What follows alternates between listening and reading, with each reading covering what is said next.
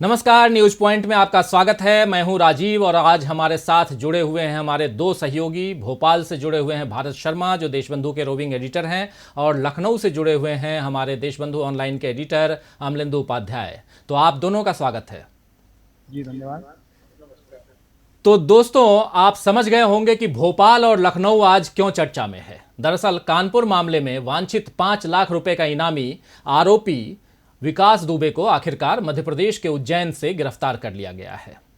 पिछले 7 दिनों से यूपी पुलिस की अलग अलग टीमें 7 प्रदेशों में विकास दुबे को खोजने में लगी हुई थी और इसके बाद भी वो शिकंजे में नहीं आया था। लेकिन आज सुबह अचानक खबर आई कि विकास दुबे को उज्जैन के महाकाल मंदिर से पकड़ा गया है। वैसे इससे एक दिन पहले ही खबर थी कि विकास दुबे को फरीदाबाद में देखा गया है। एक सीसीटीवी फुटेज में दिख रहा था कि वो ऑटो में सवार होकर कहीं जा रहा है। सवाल उठता है कि अगर विकास फरीदाबाद में था तो वहां से सैकड़ों किलोमीटर दूर उज्जैन रातों रात कैसे पहुंच गया, जबकि इस वक्त देश में जो माहौल है उसमें कहीं आना जाना इतना आसान नहीं रह गया है। वैसे यूपी पुलिस को शक था कि विकास नोएडा, गुरुग्राम या दिल्ली फरार हो सकता है और इसीलिए यहां पुलिस को अलर्ट कर दिया गया था।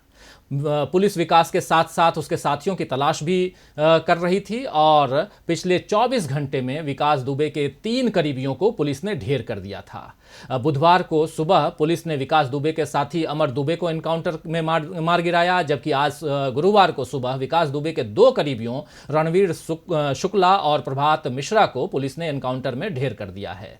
प्रभात मिश्रा को पुलिस ने फरीदाबाद के होटल से गिरफ्तार किया था और बताया जा रहा है कि प्रभात पुलिस की कस्टडी से भाग रहा था। इसके बाद एनकाउंटर में प्रभात को मार गिराया गया।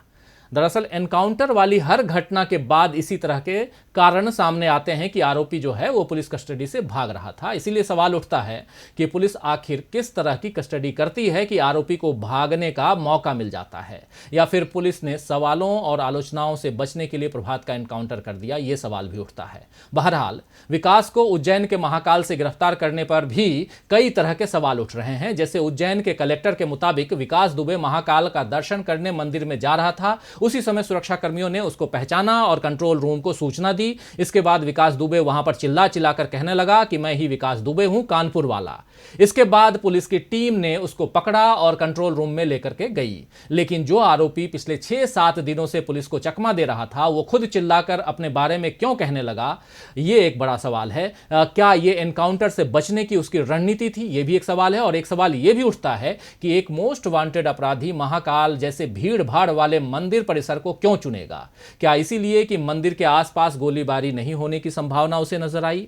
इसीलिए इतनी भीड़ भाड़ वाली जगह से विकास दुबे की गिरफ्तारी होना सवालों के घेरे में है। जिस वक्त उसे गिरफ्तार किया गया उस वक्त न तो उसने भागने की कोशिश की और न ही किसी भी तरह की जोर जबरदस्ती की। तो भारत शर्मा जी, क्या विकास दुबे ने मारे जाने के डर से सरेंडर किया? क्योंकि मध्य प्रदेश पुलिस का दावा है कि उसे गिरफ्तार किया गया है, लेकिन जिस तरह से यह गिरफ्तारी हुई है उसमें सवाल उठता है कि वो गिरफ्तार हुआ है या सरेंडर किया है। क्या इसके कोई पॉलिटिकल कनेक्शन भी हैं?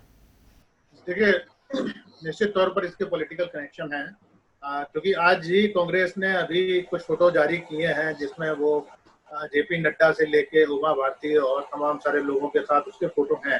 जेपी नड्डा का जो फोटो है वो जेपी नड्डा के अध्यक्ष बनने के बाद का है और उनको बुके देते हुए 1-to-1 वो फोटो हैं जो जारी बीजेपी ने किए हैं। दूसरी चीज, ये टैक्टिस है, क्रिमिनल्स का टैक्टिस है कि आप भीड़ के बीच में जाकर और अपनी आइडेंटिटी आप शो कर दीजिए जिससे पुलिस आपका एनकाउंटर नहीं कर सके। क्योंकि अगर पुलिस पकड़ लेती तो निश्चित तौर पर विकास दुबे का भी एनकाउंटर हो जाता। तो ये जो टैक्टिस है, ये जो एक शातिर जो बदमाश होता है, जो अपने खुद को बचाना चाहता है एनकाउंटर से और पुलिस की कार्रवाई से, वो इस तरीके की एक्टिविटी करता है। तो इससे ये तो तय है कि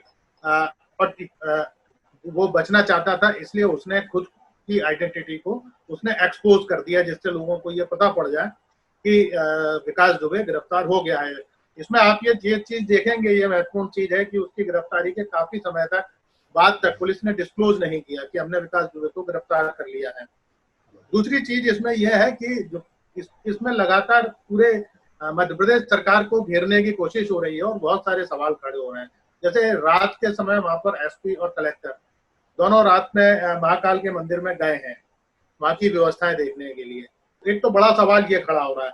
दूसरा ये है कि रात के ही समय वहां पर जो थाना इंचार्ज है, जिसको मध्य प्रदेश में टीआई बोला जाता है, टाउन इंस्पेक्टर, उसको चेंज किया गया है उस थाने का, जो महाकाल मंदिर थाने का है ना। तो पहले जो था ये, और ये जो थानेदार है ये तोमर है कोई, और ये इनके जो रिलेशन है, मतलब तोमर जो ये जितने भी जो तोमर या भदौरिया है, ये सब चंबल से जुड़े हुए लोग हैं।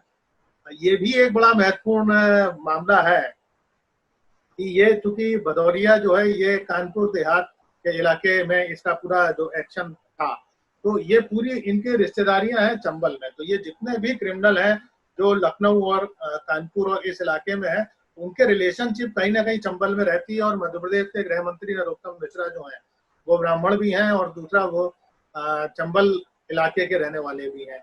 तो ये तमाम सारे जो कनेक्शन है, जो कहीं ना कहीं ये पॉलिटिकल कनेक्शन भी इसमें सामने आ रहा है। और ये माना जा रहा है कि एक तरीके से अभय दान देने के लिए उसको एक नाटकीय तरीके से उसका सरेंडर कराया गया है, जिससे ये लग रहा है कि नहीं वो खुद भाग के आ गया। क्योंकि ये जो आप जो बात कह रहे हैं, यहाँ पर मैं एक और महत्वपूर्ण आपको बात बता दूं, वो ये है कि वर्तमान में अभी हम पिछले अगर 3-4 दिन से देखें तो मुरैना, ग्वालियर, शिवपुरी, ये जो इलाके हैं, यहाँ सबसे ज्यादा कोरोना के पेशेंट निकल रहे हैं। और इन जगह लॉकडाउन है पूरा, मतलब ये मुरैना जो है ये धौलपुर से लॉकडाउन है। तो अगर फरीदाबाद से अगर वो व्यक्ति बाई रोड निकलता है तो वो धौलपुर से ही मध्य प्रदेश में एंटर करेगा।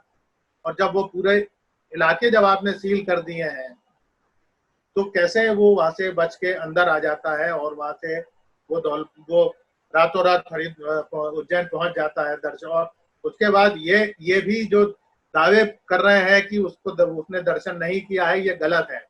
क्योंकि उसके हाथ में कलावा बंधा हुआ नजर आ रहा है साफ तौर पर, मतलब वो व्यक्ति जा रहा है, वो अपने नाम से पर्ची कटवा रहा है। और ये महाकाल के मंदिर में हमेशा पुलिस रहती है ना। तो ये जो तमाम सारे जो सवाल है, आप एक बात बताइए, एक चौकीदार आइडेंटिफाई कर रहा है, एक दुकानदार आइडेंटिफाई कर रहा है, लेकिन वहां पे खड़े हुए पुलिस वाले आइडेंटिफाई नहीं कर रहे, है ना। तो ये कुल मिला के जो मामला है, ये उसको बचाने के लिए, और इसमें निश्चित तौर पर बहुत हाई प्रोफाइल जो है इसके पीछे बैकिंग है, क्योंकि इतना आसान नहीं है पुलिस इस तरीके से। और ये भी इसमें कहा जा रहा है कि अगर वो उत्तर प्रदेश में रहता तो पुलिस बिल्कुल इस समय शायद योगी जी की बात नहीं सुन रही है, और वो बदला लेने के लिए लगातार एनकाउंटर कर रही है। हो सकता है कि अगर वो हत्या पुलिस के चढ़ जाता है तो। जी, अभी और आते हैं भारत जी इस मसले पे, लेकिन आगे बढ़ेंगे। और विकास दुबे पर पुलिस शिकंजा कसते ही उधर वहीं आपके मध्य प्रदेश में ही पाप और पुण्य की व्याख्या भी शुरू हो गई है। मध्य प्रदेश के मुख्यमंत्री शिवराज सिंह चौहान ने विकास दुबे की गिरफ्तारी पर कहा है कि जिनको लगता है कि महाकाल की शरण में जाने से उनके पाप धुल जाएंगे, उन्होंने महाकाल को जाना ही नहीं। हमारी सरकार किसी भी अपराधी को बख्शने वाली नहीं है। वहीं भाजपा नेता, जो अभी अभी भाजपा नेता बने हैं, ज्योतिरादित्य सिंधिया, उन्होंने ट्वीट करके कहा है कि बाबा महाकाल के दरबार में पापी को आखिर मिला दंड, जय महाकाल। कुख्यात बदमाश विकास दुबे को उज्जैन के श्री महाकाल मंदिर से गिरफ्तार किया गया। मंदिर के सुरक्षा कर्मियों और उज्जैन पुलिस को बधाई। विकास दुबे को उसके किए हुए पापों की कठोरतम सजा मिलनी चाहिए। इस तरह के बयानों से लगता है भारत जी और अमलेंदु जी कि मध्य प्रदेश की भाजपा सरकार को विकास दुबे की कथित गिरफ्तारी का श्रेय लेने की काफी हड़बड़ी है। वैसे जिस राज्य में व्यापम जैसा गंभीर घोटाला हो चुका हो, वहां के मुख्यमंत्री का यह दावा मजाक ही लगता है कि उनकी सरकार किसी अपराधी को नहीं बख्शेगी।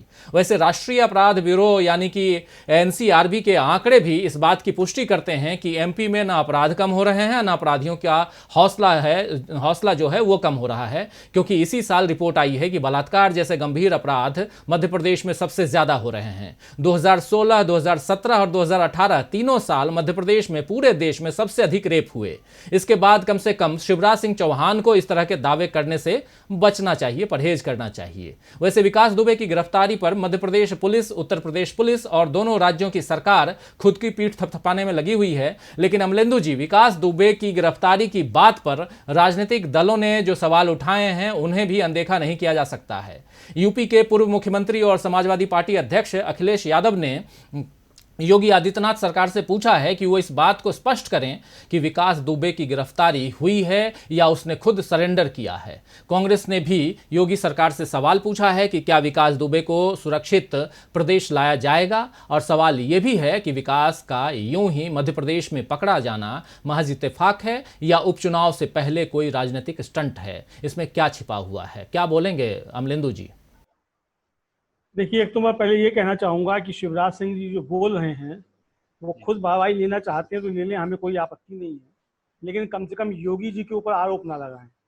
क्योंकि शिवराज सिंह जी जो कह रहे हैं वो सीधे सीधे योगी जी के ऊपर आरोप लगा रहे हैं। तो मुझे लगता है कि योगी जी इतने कमजोर मुख्यमंत्री नहीं है जितने कमजोर मुख्यमंत्री हमारे शिवराज सिंह जी हैं। तो मुझे लगता है कि शिवराज सिंह जी को अपने शब्द वापस लेने चाहिए और योगी जी को कमजोर मुख्यमंत्री साबित कतई ना करें। दूसरी चीज ये है कि अभी उत्तर प्रदेश कांग्रेस कमेटी जो है उसका ट्वीट आया है और उस ट्वीट में उसने एक क्रोनोलॉजी समझाई है और उसका ट्वीट इस तरीके से है कि आप क्रोनोलॉजी से जुड़े कुछ तथ्य समझिए। विकास दुबे उज्जैन से गिरफ्तार हुआ, नरोत्तम मिश्रा मध्य प्रदेश के गृह मंत्री हैं, नरोत्तम मिश्रा उज्जैन के प्रभारी मंत्री हैं, नरोत्तम मिश्रा कानपुर चुनाव में प्रभारी थे, विकास दुबे कानपुर का रहने वाला है। ये कांग्रेस, उत्तर प्रदेश कांग्रेस का अभी थोड़ी देर पहले का ट्वीट है जो काफी कुछ कहता है और काफी कुछ सवाल उठाता है। इसी तरीके से उत्तर प्रदेश के एक महत्वपूर्ण अफसर हैं, उनके विषय में एक दूसरे अफसर उत्तर प्रदेश के अंदर पुलिस के हैं, अमिताभ ठाकुर साहब, उन्होंने अभी थोड़ी देर पहले एक ट्वीट किया है और उनका जो ट्वीट है वो क्या कहता है आप उसको भी सुन लीजिए। अमिताभ ठाकुर साहब ने एक फोटो जो है वो ट्वीट कर मतलब पोस्ट करते हुए ट्वीट किया है और लिखा है कि अवनीश अवस्थी सर ने मुझे तो अपने घर के कार्यक्रम में नहीं बुलाया, लेकिन आज मीडिया से यह जाना कि उनके इस कार्यक्रम में विकास दुबे का खासम खास आदमी जय वाजपेयी गया था और शायद बुलाया गया था। वैसे भी मेरे जैसे बेकार को कौन पूछता है। ये एक अफसर जो हैं, जो बड़े चर्चित अफसर हैं उत्तर प्रदेश के अंदर, पुलिस अफसर अमिताभ ठाकुर जी, और जो मुलायम सिंह जी का एक उनके साथ विवाद भी जो है चला और अदालत और कोतवाली तक सब पहुंचा, उसमें वो चर्चित है अमिताभ ठाकुर। उन अमिताभ ठाकुर का ये एक ट्वीट है और बड़े ईमानदार अफसर अमिताभ ठाकुर माने जाते हैं। तो अब ये आप इससे समझ सकते हैं कि उत्तर प्रदेश के अंदर क्या चल रहा है। ये उत्तर प्रदेश वही राज्य है जहां जेल के अंदर अपराधियों में गैंगवार होती है और अपराधी मारे जाते हैं, जेल के अंदर गोलियां चलती हैं, और तो और अदालतों में जज के सामने चैम्बर में गोली चलती है। ये वही उत्तर प्रदेश है। ये वही उत्तर प्रदेश है जहां विकास दुबे पनपता है। ये वही उत्तर प्रदेश है कि जब 2001 में भारतीय जनता पार्टी की सरकार होती है उत्तर प्रदेश में, थाने के अंदर भारतीय जनता पार्टी के ही एक राज्य मंत्री दर्जा प्राप्त की हत्या होती है और उस विकास दुबे उस केस में बाइज्जत बरी हो जाता, मतलब साक्ष्यों के अभाव में छूट जाता है क्योंकि उसके खिलाफ गवाही नहीं मिलती है। थाने के अंदर हत्या होती है, उसके खिलाफ गवाही नहीं मिलती है। ये उत्तर प्रदेश है, हम इसको इस तरीके से समझ सकते हैं। दूसरी मैं चीज एक और कहना चाहूंगा कि उत्तर प्रदेश की राजनीति को जो लोग बड़े नजदीक से समझते हैं वो जानते होंगे कि हमारे जो माननीय मुख्यमंत्री जी हैं योगी आदित्यनाथ जी, वो असल में गोरखपुर से आते हैं और गोरखपुर का इलाका जो है ब्राह्मण और ठाकुरों की शत्रुता के लिए लंबे समय तक जाना जाता रहा है और दोनों पक्षों की तरफ से एक समय वहां ठाकुर लॉबी का नेतृत्व वीरेंद्र प्रताप शाही किया करते थे और ब्राह्मणों की लॉबी का नेतृत्व हरिशंकर तिवारी किया करते थे। दोनों पक्षों की तरफ से खूब गैंगवार होती थी और लाशें बिछा करती थी। तो उस पृष्ठभूमि से आते हैं और अगर आप गोरखपुर क्षेत्र के किसी व्यक्ति से अगर आप बात करेंगे तो आपको वहां ठाकुरों और ब्राह्मणों के बीच का जो लड़ाई है उसको आप अच्छे तरीके से समझ सकते हैं। अभी जैसे कि भारत शर्मा जी ने कहा कि उत्तर प्रदेश की पुलिस जो इस समय योगी जी का नहीं सुन रही है और वो अगर उत्तर प्रदेश पुलिस के हाथ पड़ जाता विकास दुबे तो शायद उसका एनकाउंटर हो जाता। यह बात सही भी हो सकती है और हो सकता है कि सही ना भी हो, दोनों बातें हो सकती हैं। क्योंकि ये सही है कि उत्तर प्रदेश की पुलिस इस समय जो बहुत खिसियाई हुई है और जिस तरीके से उसका घर गिराया गया विकास दुबे का, उसकी गालियां तोड़ी गई, ऐसा करने के कोई कानूनी जो थे अधिकार पुलिस को प्राप्त नहीं थे। एनकाउंटर होता, वो पकड़ा जाता, लड़ाई होती, उससे मुठभेड़ होती, उसमें मारा जाता, वो चीजें सब ठीक थी, लेकिन घर गिराए जाने के अधिकार जो थे वो और गाड़ियां तोड़े जाने के अधिकार जो थे वो पुलिस के पास नहीं थे। लेकिन जिस तरीके से चूंकि उसके पुलिस के अधिकारियों की हत्या हुई, 8 मतलब एक सीओ स्तर का अधिकारी मारा गया, उसके बाद कई सिपाही उसमें मारे गए, लेकिन अब जो खबरें आ रही हैं मीडिया में और तमाम स्रोतों से वो ये आ रहा है कि वो 2 दिन तक जो था वहीं था जी। विकास दुबे जो था वो 2 दिन तक उसी शिवली गांव में था। ये मीडिया में रिपोर्ट्स आ रही हैं और मीडिया में जो है ये एक एक वीडियो वायरल हो रहा है कोई 12 या 13 सेकंड का, मतलब उत्तर प्रदेश के अंदर कानून की व्यवस्था आपको बताना चाहता हूँ। एक 12 या 13 सेकंड का वीडियो जो है सोशल मीडिया पर वायरल हो रहा है, मैं उसकी सत्यता ये पुष्टि नहीं कर सकता कि वो सत्य या असत्य है, उसकी पुष्टि करना सरकार का काम है। उसमें उत्तर प्रदेश के एक बड़े अफसर जो हैं वो माननीय मुख्यमंत्री जी से बाकायदा अफसरों की मीटिंग में कह रहे हैं कि उन्होंने रात के 12 बजे एक एजीजी को फोन किया और उसने फोन नहीं उठाया। ये वीडियो जो एक वायरल हो रहा है, तो आप समझ सकते हैं कि किस तरीके से उत्तर प्रदेश के अंदर जो है वो सरकार चल रही है। दिक्कत असल में ये है कि असल में जो उत्तर प्रदेश की राजनीति को जो लोग नजदीक से देख रहे हैं और खासतौर से भारतीय जनता पार्टी की राजनीति को जो लोग देख रहे हैं, वो ये लोग आपस में कानाफूसी करते हैं, चर्चा करते हैं कि उत्तर प्रदेश के मुख्यमंत्री तो जरूर योगी आदित्यनाथ जी हैं, लेकिन सरकार जो चल रही है वो दिल्ली के इशारे से चलती है, और अफसरों की नियुक्ति जो होती है वो दिल्ली के इशारे पे होती है। तो ये बात है कहाँ तक सही है और कहाँ तक गलत है इसके बारे में नहीं कहा जा सकता, लेकिन जिस तरीके से प्रशासन और शासन के बीच में जो अंतर विरोध और देखने को मिल रहे हैं जिस तरीके से, उससे लगता है कि ये कानाफूसी में कुछ दम भी हो सकता है। जी, और इधर विकास दुबे की गिरफ्तारी पर जहां यूपी और एमपी पुलिस भले अपनी पीठ ठोक ले, लेकिन इससे वे सवाल भुलाए नहीं जा सकते जिनके कारण कानपुर जैसी घटना हुई। ये सबको पता है कि विकास को पकड़ने जब पुलिस दल गया तो उसमें कोऑर्डिनेशन की भारी कमी थी। पुलिस के पास अपने बचाव के लिए पर्याप्त उपकरण नहीं थे। जेसीबी मशीन, जिसके बारे में अभी अमलेंदु जी आप बोल भी रहे थे कि ये लगा करके विकास ने बड़े आराम से पुलिस को घेरने की तैयारी कर ली थी, और पुलिस इस जाल में फंस भी गई, और इसका अंजाम क्या हुआ हम सब ने देखा है। और दूसरी तरफ पुलिस ने क्या किया ये भी हमने देखा है, और उसके बाद पुलिस महकमा भी विकास का कैसे ये लोग मददगार थे पहले, ये सारी चीजें, सारी बातें सामने आ चुकी हैं। अब विकास की गिरफ्तारी पर कानपुर में शहीद हुए पुलिस जवानों के परिजनों ने कुछ सवाल उठाए हैं भारत जी। जैसे वो फरीदाबाद में है ऐसा कहा जा रहा था, लेकिन जब बॉर्डर सील है तो उज्जैन कैसे पहुंचा, और कैसे उसने महाकाल में अपने नाम की पर्ची कटाई। पर्ची की बात अभी अपने वक्तव्य में भारत जी आप बोल भी रहे थे, और वही बात मैं यहां भी लेना चाह रहा हूं कि आखिर उसने पर्ची कैसे कटाई, और क्या इसमें उसकी मदद पुलिस ने की या किसी और ने किया, ये भी बड़ा सवाल है। और आपको ये भी बता दूं कि सावन के महीने में, खासकर जो सावन का महीना होता है जो चल रहा है अभी, इस महीने में महाकाल में दर्शन करने के लिए लाखों की भीड़ लगती है, और ऐसे में भक्तों की पर्ची कटानी होती है। जहां ये भी कहा जा रहा है कि विकास दुबे ने भी अपने नाम की पर्ची कटाई थी। तो भारत जी क्या कहेंगे, क्या इस गिरफ्तारी के पीछे पुलिस की मिलीभगत है? क्या पुलिस के गद्दारों को पहले तलाशना और सजा देना चाहिए? ये तमाम जो बातें आ भी रही हैं, और खासकर ये बात जो है पुलिस के जो जवान, जो शहीद जवान हैं, उनके परिजन ये सवाल उठा रहे हैं। क्या कहेंगे आप? नहीं, ये निश्चित तौर पर देखिए, जैसे मैंने अभी भी आपसे कहा, और ये जो बात जो कांग्रेस लगातार उठा रही है मध्य प्रदेश में, या पूरा जो सिनेरियो जो चल रहा है, इनके आपस में पॉलिटिकल इंटरलिंक है। देखिए, चंबल और ये जो इलाका है पूरा, जो उत्तर प्रदेश का, इनके आपस के रिलेशनशिप है। तो जो क्रिमिनल शेयरिंग भी यहाँ पर इलेक्शन के समय भी जो क्रिमिनल्स की शेयरिंग है चुनाव लड़ने के लिए, वो आपस में होती है। तो आप ये नहीं कह सकते कि ये जो है उसके रिलेशनशिप यहाँ पर नहीं रहे होंगे। देखिए, इसमें एक और जो सबसे महत्वपूर्ण जो बात है वो ये है कि अभी ग्वालियर चंबल में चुनाव होना है। मध्य प्रदेश में जो इलेक्शन होना है उसमें 16 सीटें जो है वो उसी इलाके से आती हैं। और ये वहाँ जो ब्राह्मण की जो राजनीति है अभी, जिसकी अमलेंदु जी बात कर रहे थे, देखिए वो ब्राह्मण और ठाकुर की जो राजनीति ये चंबल में भी उतनी ही ज्यादा है जितनी ये उधर पूर्वी उत्तर प्रदेश के अंदर बता रहे हैं। तो इसलिए अभी की जो स्थिति है नरोत्तम मिश्रा पे, देखिए नरोत्तम मिश्रा के ऊपर दांव लगा हुआ है। मध्य प्रदेश की जो स्थिति है, अभी अमलेंदु जी ने मध्य प्रदेश में हमारे शिवराज सिंह को कमजोर कहा, हम घोर आपत्ति इस पे करते हैं। भाई, एकमात्र मुख्यमंत्री है हिंदुस्तान का जिसने टाइगर पाला है। आप बताइए, आपको कहीं कोई ऐसा आदमी मिला है जो टाइगर को पाले? है परेशान हो रहा है लेकिन उसने टाइगर का साथ नहीं छोड़ रहा। गुजरात का आप ये देखिए, तो और ये जो जी जी अमलेंदु जी, हाँ, तो हमारे मुख्यमंत्री मध्य प्रदेश के ऐसे हैं जो टाइगर पालते हैं, है ना। तो बहरहाल, तो मैं यही कह रहा था कि इस समय जो पूरी मध्य प्रदेश की जो परिस्थिति चल रही है उसमें शिवराज सिंह के ऊपर भी तलवार लटकी हुई है।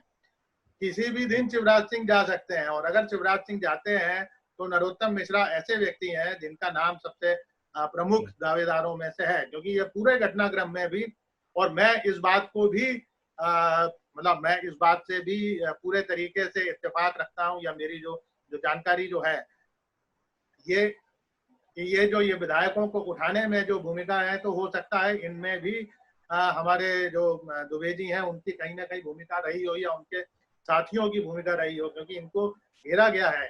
बाद में जो जो राजनीतिक जो बहुत सारी जो जानकारियां वहां से निकल के आई हैं, उसमें ये जो आरोप जो कांग्रेस लगा रही थी कि विधायकों को बंधक बनाया गया, असल में वही स्थिति थी। तो हो सकता है कि जिन क्रिमिनल्स की इनको मदद की जरूरत पड़ी हो, उसमें भी दुबे के या दुबे से जुड़े हुए लोग उसमें इन्वॉल्व रहे हों, क्योंकि नरोत्तम मिश्रा की वही जो अभी थोड़ी देर पहले जो अमलेंदु जी ने बात कहा, और कांग्रेस इसको लगातार सवाल खड़े कर रही है, तो उसमें कहीं ना कहीं मध्य प्रदेश के जो गृह मंत्री हैं नरोत्तम मिश्रा, उनकी भूमिका के ऊपर सवाल खड़े होते हैं, है ना, क्योंकि ये अपने आप को ब्राह्मण के नेता के तौर पर स्थापित करने की कोशिश कर रहे हैं। और देखिए, ब्राह्मणों का एक हिस्सा जो था वो कहीं ना किसी लेवल पर जाकर इनकी द्विवेदी की को सपोर्ट कर रहा है। सोशल मीडिया के ऊपर देखें या वैसे भी अगर आप देखेंगे तो किसी लेवल पर, मैं ये नहीं कह रहा विकास की सपोर्ट कर रहा है, विकास कुछ हिस्सा है, कुछ हिस्सा है जो उनके साथ इस पूरे मामले में साथ में खड़ा हुआ है। जी जी। लेकिन अमलेंदु जी इधर दूसरी तरफ अगर देखें तो ये तो अब खैर भारत शर्मा जी मध्य प्रदेश की बात कर रहे हैं, और अगर उत्तर प्रदेश की बात करें तो उत्तर प्रदेश में पिछले 3 साल से योगी सरकार है, और हर मौके पर हम देख रहे हैं कि पिछले 3 साल में कई ऐसे मौके आए जब योगी सरकार जो है वो बैकफुट पर आई है, और अभी भी इस मसले पर भी योगी सरकार बैकफुट पे ही है, और लगातार हम देख रहे हैं कि घिरती जा रही है योगी सरकार, लेकिन फिर भी अपने आप को बचाने के लिए जो भी यत्न प्रयत्न है वो करती रही है। और साफ नजर आता है कि उसके बाद बहुत सारा काम तो खैर मीडिया कर ही देता है, लेकिन जो वास्तविक स्थिति है इस विकास दुबे वाले मामले को लेकर के, और उसमें जिस प्रकार योगी आदित्यनाथ और उनके जितने भी मंत्रिमंडल और बाकी सरकार के महकमे, जिसमें आपने अभी एक नाम भी अवनीश अवस्थी का नाम भी बताया कि उनके यहाँ कैसे विकास दुबे का कोई आदमी किसी कार्यक्रम में था, इन सब को लेकर के जो एक छवि बनी हुई है, उस पर आप क्या कहेंगे कि अब आगे क्या होगा? देखिए, अब आगे क्या होगा स्पेशल में कहना बड़ा मुश्किल है, क्योंकि मुझे लगता है कि जो दिल्ली है वो दिल्ली भी लखनऊ को लगातार अस्थिर करने की कोशिश करता रहता है। मतलब इस तरीके की चर्चाएं यहाँ रहती हैं, और उसका प्रभाव जो है यहाँ की कानून व्यवस्था पर भी पड़ता है। हालांकि योगी आदित्यनाथ जी के ऊपर जो है और दूसरे तरीकों के किसी तरीके का कोई आरोप नहीं है, मतलब हमारी उनसे वैचारिक असहमतियां हो सकती हैं, लेकिन उन पर जिस तरीके के आरोप और मुख्यमंत्रियों के ऊपर रहते हैं उस तरीके के कोई भी आरोप नहीं है। कानून व्यवस्था को लेकर के और जिस तरीके से वो बात करते हैं, या जिस तरीके से उनका अपना एक सांप्रदायिक एजेंडा है, वो जिस तरीके से बात करते हैं, हर चीज को हिंदू मुसलमान की तरफ ले जाते हैं, तो वो उनका अपना एक पॉलिटिकल एजेंडा है। उस पर लोगों को आपत्तियां हो सकती हैं, और आपत्तियां वो जायज भी हैं। लेकिन जिस तरीके से मतलब एक मुख्यमंत्री को काम करना चाहिए और काम करते हुए दिखना चाहिए, वो चीजें यहाँ देखने को नहीं मिलती हैं। और मैं समझता हूँ कि इसीलिए जो है लगातार जो कानून व्यवस्था के मोर्चे पर मतलब जब से सरकार बनी है, जैसी सरकार बनी थी उसके बाद आपको याद होगा तुरंत उसके कुछ ही दिनों के बाद जो यमुना एक्सप्रेसवे हाईवे है उस पर एक बड़ी घटना हुई थी बलात्कार की, और उस पे सरकार जो थी सवालों के घेरे में आई। उसके बाद गोरखपुर में ऑक्सीजन कांड को लेकर के सरकार जो थी सवालों के घेरे में आई। मुन्ना बजरंगी की जेल के अंदर हत्या आई, उसको लेकर के सरकार पर सवाल उठे।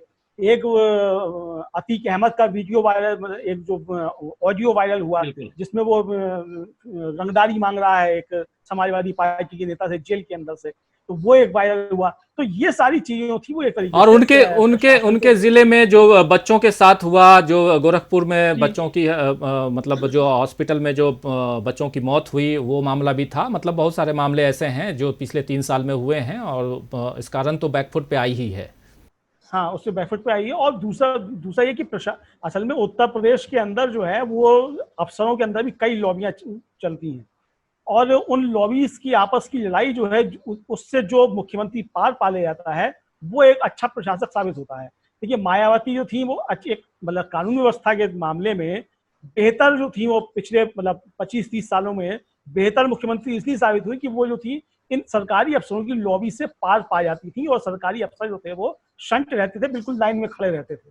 समाजवादी पार्टी की सरकार में भी अकेले आजम खान ऐसे नेता थे कि जिनके सामने सरकारी अफसर जो थे वो बिल्कुल अपनी तमीज में रहते थे, ठीक जो उनका काम है उस पर काम करते थे, और आजम खान उनको याद भी दिलाते थे कि आपका काम जो है हमको निर्देश देना नहीं है, हमारे निर्देश का पालन करना है। वो स्थिति जो है वो इस सरकार में होती हुई दिखाई नहीं पड़ती। पिछले दिनों आपको याद हुआ कि नोएडा के ही एक एसएसपी का पत्र जो था वो काफी वायरल हुआ था, और उसमें उन्होंने प्रदेश के कई बड़े अफसरों के ऊपर जो थे वो गंभीर किस्म के आरोप लगाए थे। उसके बाद जो थी वो उनके वो सस्पेंशन हुआ, सब चीजें हुई इस तरह की। तो मतलब जो अफसरों के अंदर की जो राजनीति जो है वो मुझे लगता है कि वो भी एक गैंगवार की तरीके से जो है यहाँ होती है, और उससे पार पाने में मुझे लगता है मुख्यमंत्री है वो सक्षम नहीं हो पा रहे हैं। और अगर उत्तर प्रदेश को कानून के मोर्चे पे ठीक ले आना है, जो कि भारतीय जनता पार्टी जिस वायदे के साथ आई भी थी सत्ता में और छप्पर फाड़ के बहुमत मिला था और जिस पर बुरी तरीके से फेल हुई है, अगर 2022 के चुनाव में उस पर टिके रहना है और अपना परफॉर्मेंस साबित करना है, तो दिल्ली को चाहिए कि वो लखनऊ को ठीक तरीके से काम करने दे, और लखनऊ को चाहिए कि उन अफसरों की जो आपस की लड़ाई है और आपस में जो इनकी जो तनातनी चलती है उस पर जो है लगाम लगाए। जी, तो खैर ये तो उत्तर प्रदेश की राजनीति की बात है, लेकिन अभी जो बात हम जिस विकास दुबे की कर रहे हैं वो अब पुलिस की गिरफ्त में है और उसकी गिरफ्तारी हुई है या उसने सरेंडर किया है। तो यानी कि गिरफ्तारी या सरेंडर, ये दोनों एक दूसरे के लिए मतलब कि विरोधाभासी है और इस पे बहस चल रही है, क्योंकि मामला जो है वो राजनीति से प्रेरित नजर आ रहा है और मामला चुनाव का भी है, जो मध्य प्रदेश के उपचुनाव को देखते हुए हम कह रहे हैं। तो अब देखना होगा कि गैंगस्टर विकास के नाम पर सियासी गोटी बैठाने में कौन आगे रहता है, या क्या कांग्रेस जो सवाल कर रही है, समाजवादी पार्टी के अध्यक्ष ने जो सवाल किया है, ये सवाल भारी पड़ते हैं और जनता क्या सोचती है। तो भारत शर्मा जी आपने और अमलेंदु उपाध्याय जी आपने, आप दोनों ने चर्चा के लिए वक्त निकाला, आप दोनों को बहुत बहुत धन्यवाद। और दोस्तों, साथियों, शुभचिंतकों, आपने बहुत ही ध्यान से हमें सुना, उसके लिए आप सभी को बहुत बहुत शुक्रिया अदा करता हूं। और देखते रहिए DB लाइव, जुड़े रहिए हमारे साथ। नमस्कार।